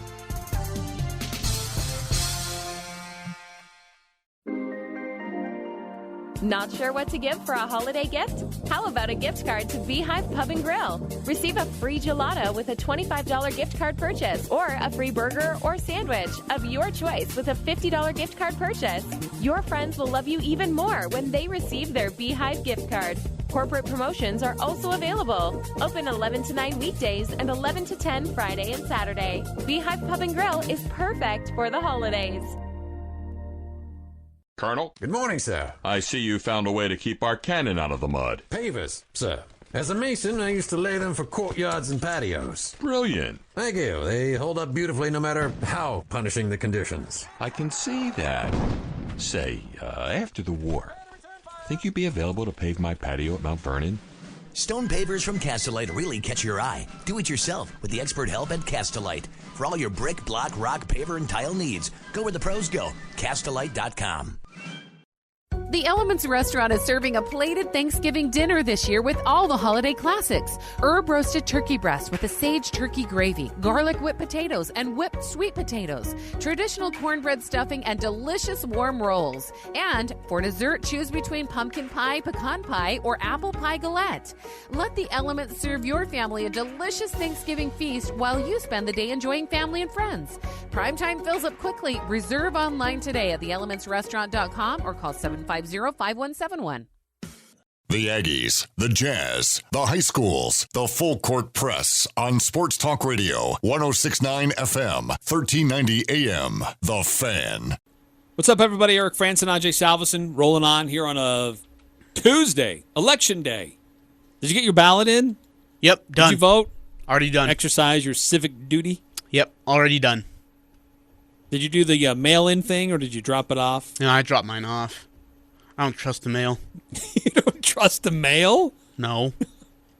I've heard too many stories. I filled mine out, dropped it off yesterday at the ballot box there by my city offices. So hopefully you've done that too. If you haven't, there is still a little bit of time to do that. You will have to drop it off, but make sure you do it. Make sure you exercise your civic duty. Look, I mean, not to get political here, but local elections, they matter. Because you work for the city, man. I don't work for the city. What do you do? What do you do with them? I don't do anything for the city. You go to like all those council meetings and stuff. I don't go to council meetings. Yeah, you do. They rope me into being a moderator every 4 years.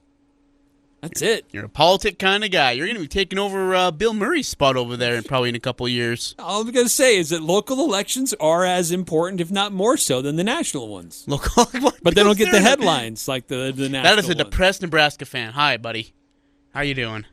Is that why he kind of mopes around all day? I think so, man. I don't blame him anymore.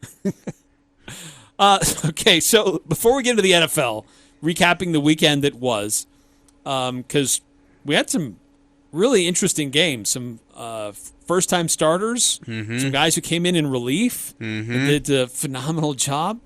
And other teams that continue to languish and have issues. So and then yes, and then the NFL trade deadline was today. The big news happened yesterday with the Rams and Von Miller, but what happened today? Who moved? Who didn't move? So we'll get into that as well. But before we do that, it's the segment that we look forward to every Tuesday, the stat that blew our minds, and our player of the week. Which one do you want to start with? How about player? Okay. Yep. We can do player. So I want to highlight Mike White. Oh. Comes in his first start for the Jets. 405 yards, 3 touchdowns in their 34-31 win over the Bengals. I mean, who knew who Mike White was? The guy came in and did great.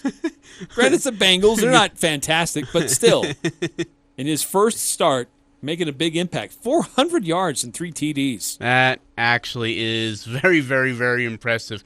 And by the way, I don't think they're even close to being done yet. I think, yeah, they've got more in the gear there. I think they're going to be fine. Hey, my guy's going to be, you're going to hate this, 29 carries, 266 yards, and 5 touchdowns from Tyler Algier. BYU, 66-49 win over Virginia. Dude, this Algier, we know how good he is. We saw him run all over us. Yeah. Unfortunately, saw it firsthand. Yep. 266 yards, though, man, on 29 carries and 5 touchdowns. Guy's an animal. Absolute animal. And he was great in that win over Virginia. Can I have a runner-up? Yes. Or an honorable mention? Sure. Rudy Gobert. Oh, jeez. He was the NBA Western Conference Player of the Week. The team went 3-1 over that span. 16.3 points, 15.5 rebounds, 2.3 blocks. And you give it to Mike White? Yeah. Because it was unexpected. Well, so is Rudy Gobert actually being good at basketball sometimes. Rudy's taking it to another level. Is he a legitimate MVP conversation guy right now, in your mind? Because I don't know if anybody else stacks up to him. I think he's certainly making a case as the best center in the NBA. But not the best player. But probably not the best player. Interesting.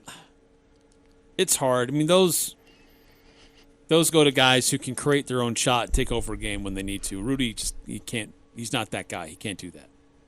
But I applaud him for being more aggressive and flexing his will more offensively.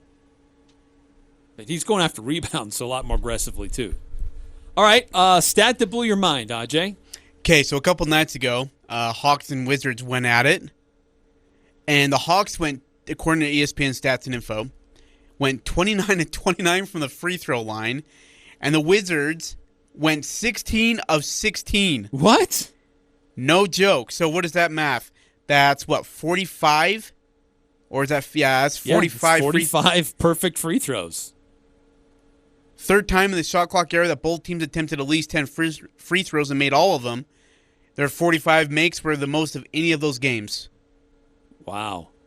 That's nuts. Dude, that's impressive. It's a team effort right there. That's a long game, though, dude. 45 free throws. A lot of trips to the free throw line. Jeez. Yeah. Mine is it's focused on a player, but there's a stat here that goes with it, and it's Zach Greinke. I hate that guy. He's the first pitcher with a hit as a pinch hitter in a World Series since 1923. And in that hit, he had an exit velocity. It was only a base hit, but had an exit velocity of 105.9 miles per hour and was the hardest hit ball of the game for the Astros. That's amazing. From your pitcher. Hate that dude. So anyway, that's my stat. First time since 1923. How do you feel like the Braves do in the American League ballparks with American League rules? Think they do okay? I mean, they're fine. I don't think it's ever been a big deal. I don't know why people make that a big deal.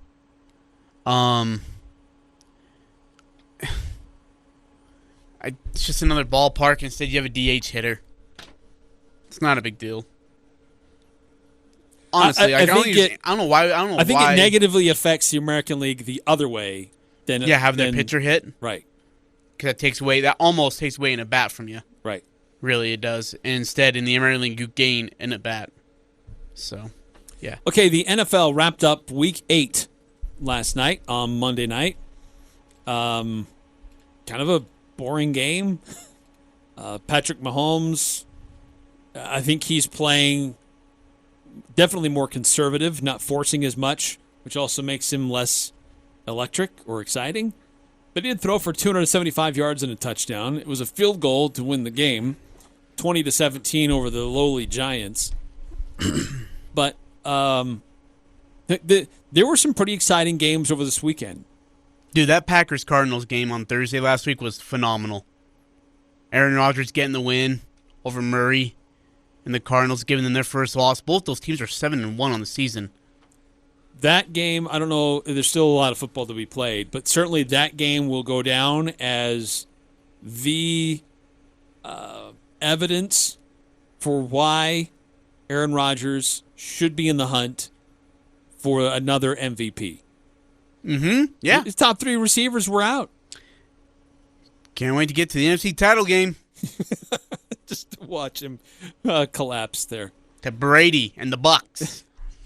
Speaking of Brady and the Bucks. Oh, jeez, dude. I mean, they're going up. They just struggle in New Orleans. He always struggles against the Saints for some weird reason. Dude, they irk him, too. I don't know if... I think it's the second year in a row where he's played inside of New Orleans. And, he gets picked off. Or, he gets, a pass batted down. And then all of a sudden the mics catch him cussing at one of the defenders. It's kind of funny, actually, to watch. But, yeah. Can't figure it out with New Orleans, especially inside the Dome. Good win for the Saints, though. Keeps them within range of the NFC South. Jameis Winston goes down, but they still are able to hang on. Taysom Hill, I think, from what I heard, should be available for the next game. Yep, he should be. Out of concussion protocol. But they were able to hang on. Great defense for them to stay in it and get that win against Tampa. How about my Patriots, man? Mac Jones. Dude, big win. Clutch when they needed to be. He still sucks, but it was good enough for the win. 27-24. We're 500 on the season. We have not lost on the road yet. My Patriots haven't. They're 3-0 on the road. That one shocked me. The Chargers looked great earlier in the year. Maybe they've stumbled a little bit lately. But I thought Herbert, the way he's got things running, that Chargers team looking very solid. But they've kind of slipped up a little bit here. But Patriots, I did not see that coming. No. Winning on the road at the Chargers. Hey, no one I didn't see coming. Steelers and Browns. Steelers beating the Browns 15-10. I can't figure out this Pittsburgh team, dude. One day they're Jekyll, the next day they're Hyde. I don't get them. Well, and to do it in Pittsburgh, to do it without their kicker. Yeah. So they had to go for it on fourth. They had to go and try to make things happen without the option of having a field goal kicker. Isn't that just such an AFC North game, 15-10? Like, it's just how it is over there in that division. Give credit to the Titans in Oh my overtime. gosh, yeah. No Derrick Henry, but they still find a way to get it done in OT and beating the Colts. I don't know how much longer the Titans will be able to hang on without him. Nah, dude, they needed him. Hey, but here's the problem. You've been running him ragged for 3 years. What did you think was going to happen? No passing game, so you're just running him to the ground. Hey, does anybody stop this Rams team? I mean, they're 7-1. Probably the best. Well, you think about how good the NFC is right now, but Rams are really an underrated 7-1. Thrashed the Texans 38-22. And all those 22 points came in the fourth quarter. In the fourth, yep. After the Rams had called off the Dogs. God, that's impressive what the Rams are doing. Just, man, he just needed a change of scenery, and now he's good. Stafford is. That's unreal. Of course, as we mentioned, the Rams made the trade to get Von Miller. Now they have 4 of the top pass rushers in the NFL on the same team. And you know what? I think Von Miller 2 of the top 4 finds a second win now. I think Von Miller finds like a second breath of life. Now he's like, there's not that much pressure on him, and he's probably going to be able to find a lot of ways to find gaps, get holes, and get tackles, sacks. That could be a very good defense. If there's someone who could beat Green Bay and Arizona, I think it's L.A. Oh, especially now. I mean, oh yeah, the way they're huge. It's their pressure defense and getting after opposing quarterbacks, phenomenal, and disrupting right at the line of scrimmage, not giving them any time. They've got a great offense that's rolling. The best quarterback that McVay has had to work with.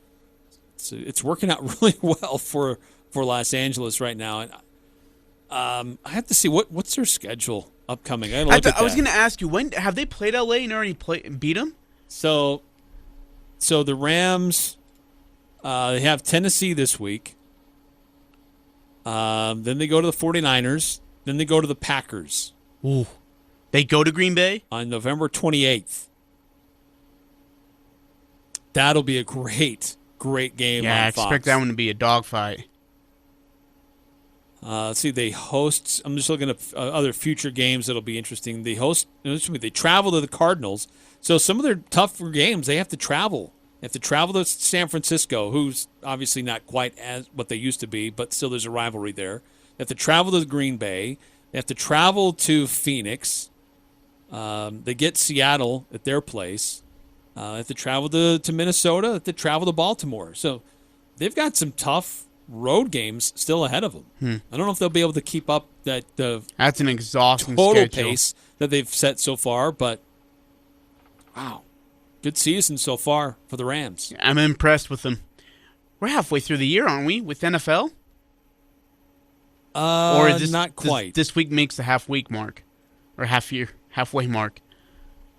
So let's see, go. We're 8 weeks in. 8 weeks in. Got 1, 2, 3, 4, 5, 6, 7, 8, 9 more to go. So you're speaking to the trade deadline. C.J. Henderson to the Panthers, Gilmore to the Panthers, Zach Ertz to the Cards, Kenny Young to the Broncos, Joe Flacco goes to the Jets, Mark Ingram to the Saints, Von Miller to the Rams, Melvin Ingram to the Chiefs. Is there any trades that kind of surprised you? The Von Miller deal, was it worth it? I mean, he had a couple late picks. I think so. The Rams' mentality is we want to build with what we know now. Yeah. Rather than we're going to mortgage our future for what we know we can deal with today. That's been their mentality all along. They don't mind going out and get high-priced players and giving up future draft picks. And they've started this trend a few years ago. And a lot of critics said, "Oh, this is going to catch up with them. These high-priced free agents or they're high-level talent, they're going to get hurt, and they're going to need new players. They won't be able to replace them." Yeah, maybe a little bit a year ago or two, but they continue to push all their chips in. Like we want to win now. Yeah. And future draft picks, we'll work around that. And so I I think it's a bold move saying, hey, we're going to go after it. And we think we have the pieces in place to be a Super Bowl winning team. I think the Cards did kind of a similar deal when they did that Zach Ertz trade. Like, we feel like we have the pieces offensively, and we're just going to improve it and make ourselves even more dangerous and get ourselves a really good tight end. Good for them. Which one do you think will benefit more? Von Miller to the Rams or Zach Ertz to the Cardinals? I'd probably say Von Miller to the Rams. Me too. Just gives him another defensive weapon that you have to handle. And Jalen Ramsey over there in the backfield, it's a good football team. Really good. So a couple of notable names did not get dealt by the trade deadline. Oh, yeah. Odell Beckham Jr. Dude, is that a mess or what? Continues to be continues to underperform. Well, did you see his Instagram video? No. He was posting times where he was open and Baker wouldn't throw him the ball. I'm not even joking. He did that. Oh my gosh. And so then his dad Odell's dad. Was it Baker or Odell's dad here? I got to look this up, make sure I got it right. It was Beckham Jr.'s dad who had posted on the Instagram of Baker not throwing him the ball. It's just, dude. And I guess they haven't talked in 3 weeks. Like, they don't say a word to each other in the locker room or in the facilities. Yeah. Kimberly A. Martin reporting that there were discussions with Odell going to the Saints, but both sides couldn't agree on a workable deal. Of course. It's mostly because of how much money he still owed. Definitely high price for low production out of that guy. Deshaun Watson, are you surprised? No, not surprised at all. What I'm surprised about is that people thought that he would be dealt. Like, who in their right mind would trade for him not knowing if you're even going to get anything out of him? You give up players or future draft picks, and you might have a guy who's going to be in jail and might not even be able to play for you. Why would you make that deal? It makes 0 sense. So what surprises me is that anybody entertained trading for Deshaun Watson.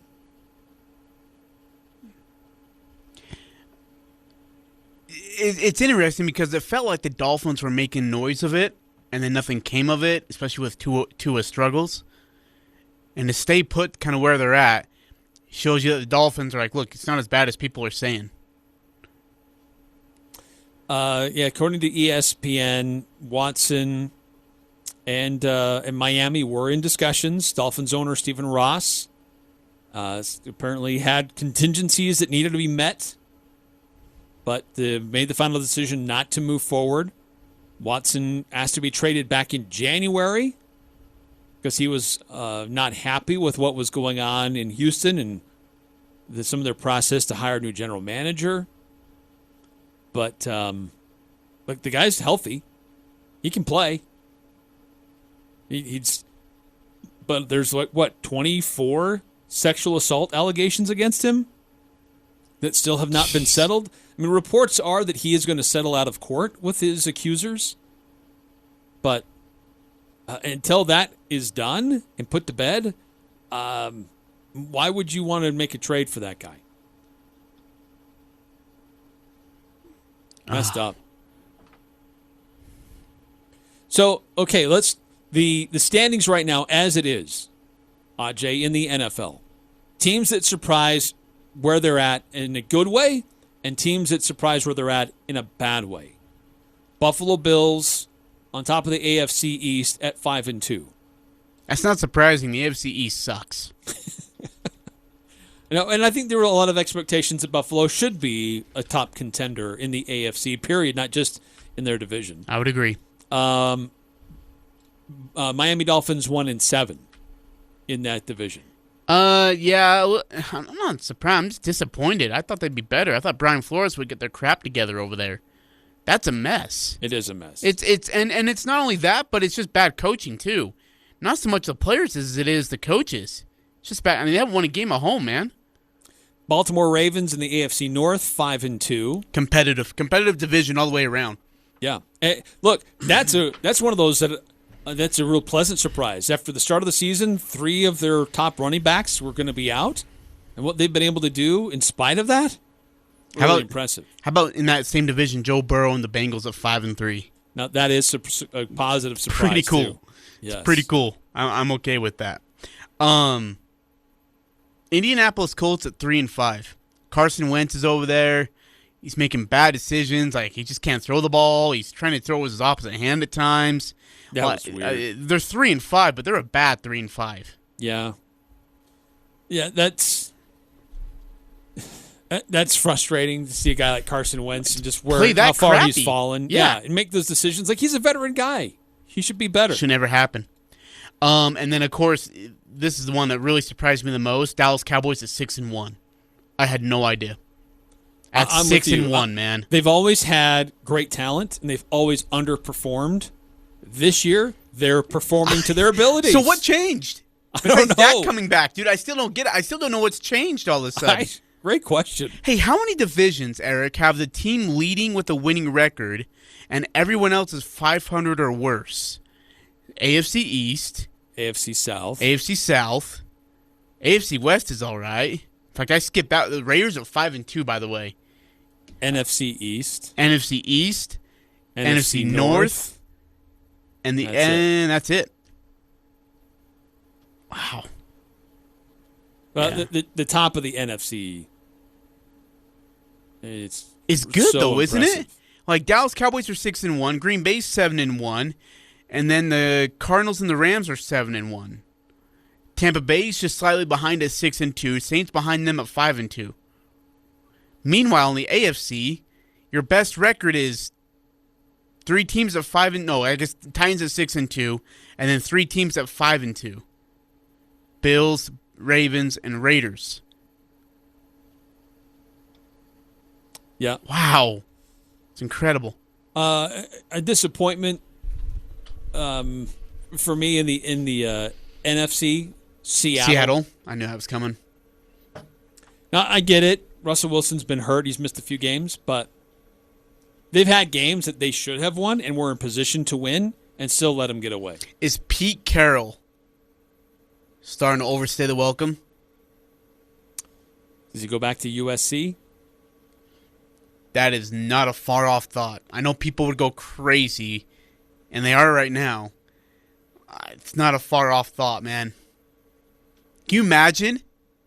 Guy who created his legacy at USC leaves to Seattle and then goes back to USC? Boy, they would lay out the red carpet. Oh, in a heartbeat. How would they not? But you also had the violations, right, that went against him. True. Could they forgive those and say, hey, past is the past, let's move on? Good question. Yeah, a major they would. school like that, They would. with big boosters to say, "Hey, we'll do better. Yeah, we'll do better this time. We'll pay more money under the table. We'll be more discreet." Of course, the rules have changed now too. Oh yeah, what's allowed now versus when he was there. By the way, Cardinals and Rams both 4-0 on the road. Wow, that's more impressive than anything. Nuts. Hey, that's going to do it for us tonight. Thanks for tuning in, everybody. World Series Game 6 tonight. We'll recap it tomorrow. Until then, have a great night. We'll see you tomorrow.